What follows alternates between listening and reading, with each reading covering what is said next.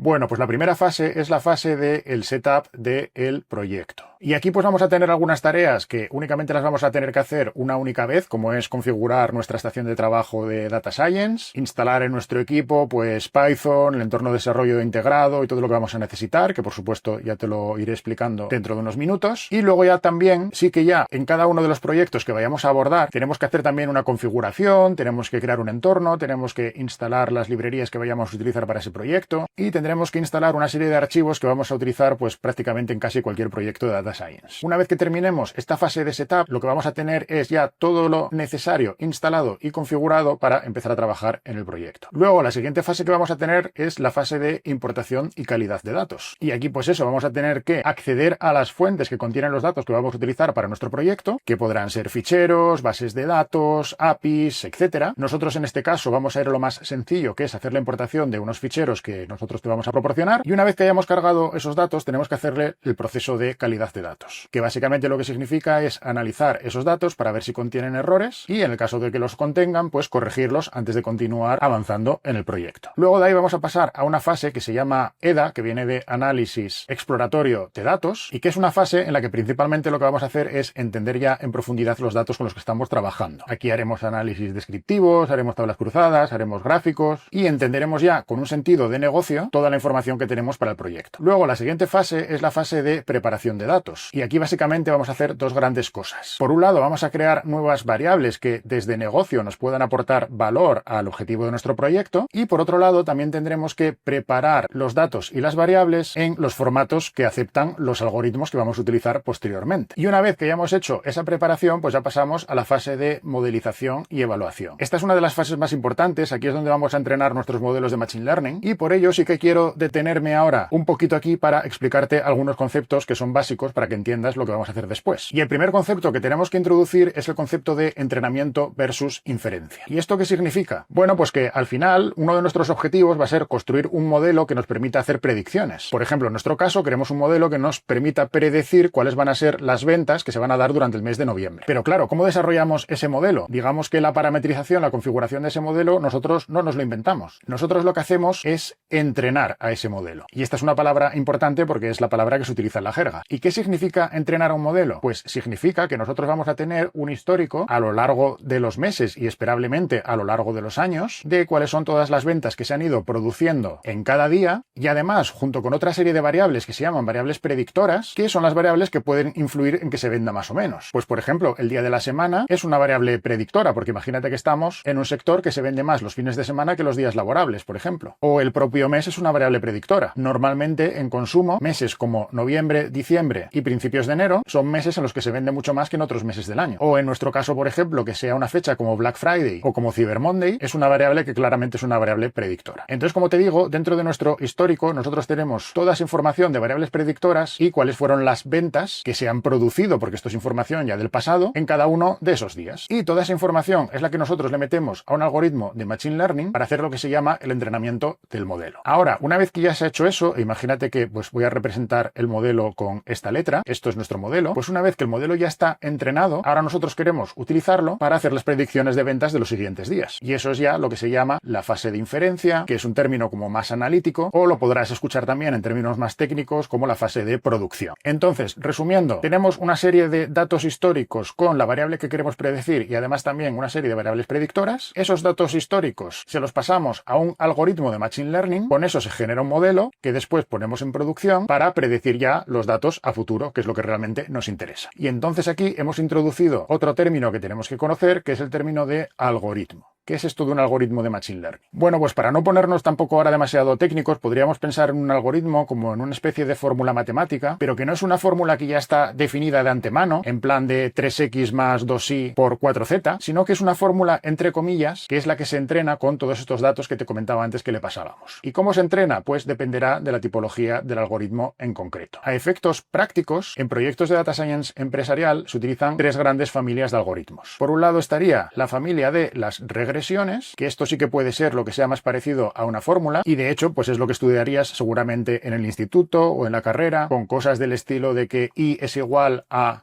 por x más b, donde en este caso y sería la variable que queremos predecir, nuestro nivel de ventas, x sería una variable predictora, imagínate que sea el nivel de ventas del día anterior, a sería el cociente, es decir, un multiplicador de esa variable predictora, y que esto es realmente lo que nos va a identificar el algoritmo, y b sería otra variable que se llama el intercepto, que podemos entenderla como que simplemente es el nivel de partida, porque a lo mejor nunca vamos a tener ventas cero. Imagínate que el nivel de partida siempre en nuestra tienda sea que como mínimo minimísimo se venden 8 unidades al día, eso sería un poco el equivalente a b, y b también es otro dato que nos va a dar el algoritmo. Es decir, que en este caso, cuando estamos hablando de que estamos entrenando un algoritmo de regresión, lo que está haciendo en el fondo es encontrarnos estos coeficientes de a y de b que minimizan el error cuando yo predigo, o cuando el algoritmo, el modelo mejor dicho, predice las ventas. Pero como te digo, eso es cómo funcionan las regresiones. Pero luego tenemos otra familia, que es la familia de los árboles. ¿Y cómo funcionan los árboles? Bueno, pues precisamente se les llaman árboles porque tienen una estructura de árbol. Parten de hacer una predicción muy genérica, que podría ser en nuestro caso, pues por ejemplo, la media de las ventas. Imagínate que de media cada día se venden 10 unidades, pues el árbol empezaría en 10 y empezaría a buscar entre todas las variables predictoras que tenemos, cuál es aquella variable predictora que es capaz de separarme más este 10 inicial. Imagínate que en nuestro caso, la primera variable, la variable más importante, la variable que mejor separa, es precisamente si estamos justo en Black Friday. Y que lo que encuentra el algoritmo en este caso es que si estamos en Black Friday, la media de ventas de los días que son Black Friday ya no son 10, sino que son 50. Mientras que la media de ventas en los días que no son Black Friday ya no son 10, sino que son 6. A partir de aquí, lo que va a hacer el árbol es seguir dividiendo y decir, vale, oye, y en los días que son Black Friday, ¿cuál es la siguiente variable más importante? Pues mira, la siguiente variable más importante es si el descuento que estamos aplicando es superior a un 15% o inferior a un 15%. Resulta que si es superior a un 15%, esto ya se va de 50 a 70, mientras que si es inferior, baja de 50 a 37. Y va haciendo lo mismo con cada una de estas cajitas que se les llama nodos. En este caso sería, oye, y para los días que no son Black Friday, ¿cuál es la siguiente variable que mejor divide? Pues lo que sea. Y te va dividiendo hasta que llega un momento en el cual ya no puede dividir más. Por una serie de criterios de parada, etcétera, que no vamos a entrar. La cosa es que esos son el segundo tipo de algoritmos, que son los algoritmos de árbol. Y luego tenemos un tercer tipo de familias de algoritmos que son las redes neuronales. Las redes neuronales son algoritmos que especialmente en una evolución que se llama Deep Learning, pues funcionan muy bien, sobre todo para casos y proyectos que ya son muy complejos, como por ejemplo temas de procesamientos de imágenes, de vídeos, de lenguaje natural. En información no estructurada en general suele ser lo que mejor funciona. De hecho, lo que actualmente conocemos como la IA, pues por ejemplo ChatGPT o nosotros que vamos a utilizar Copilot, son modelos que están basados en arquitecturas de Deep Learning que en el fondo son redes neuronales. La realidad es que las redes neuronales se utilizan sobre todo para este tipo de proyectos que te acabo de comentar, pero para proyectos más de tipo empresarial, las familias que más se suelen utilizar son las regresiones y los árboles. Y especialmente lo que más utiliza todo el mundo últimamente son los árboles. Nosotros dentro de esta experiencia vamos a utilizar árboles y vamos a utilizar concretamente uno de estos algoritmos que son actualmente de los que mejor funcionan, que es una subfamilia de algoritmos que se llaman XGBoost. O sea, en español sería XGBoost. XGBoost. Vale, entonces, por resituarnos, porque como te decía aquí, quería invertir un poquito más de tiempo, estamos viendo en general cuáles son las fases de todo proyecto de Data Science. Nos habíamos detenido en la fase de modelización porque tenía que explicarte los conceptos de entrenamiento versus inferencia, tenía que explicarte el concepto de algoritmo con las principales familias de algoritmos y el que vamos a utilizar nosotros concretamente, y me faltaría únicamente por explicarte aquí el concepto de evaluación. Y el concepto de evaluación, pues en el fondo es muy sencillo. Cuando nosotros hacemos una predicción con alguno de estos algoritmos que hemos entrenado sobre nuestra base de datos histórica, pues si nosotros contrastamos esa predicción contra lo que ha sido finalmente la realidad, lo que vamos a tener es un error. Por ejemplo, si mi modelo predice que se van a vender 8 unidades y al final se vendieron 5 unidades, pues lo que estoy teniendo es un error de 3. Bueno, pues en el proceso de entrenamiento lo que van a hacer siempre los algoritmos es intentar minimizar este error medio, que es el que se está cometiendo. Pero para eso tenemos que poder medir precisamente ese error. Hay varias métricas que se utilizan para medir este error y eso es lo que recogemos en la fase de evaluación. Luego, además, una vez que se haya terminado de hacer el entrenamiento completo del modelo, tenemos que volver a aplicar estas métricas de evaluación simplemente para quedarnos ya con un dato final y decir, oye, pues la calidad predictiva del modelo medida por esta métrica de evaluación es esta. Y con eso podemos saber si es un modelo pues bueno, malo o medio.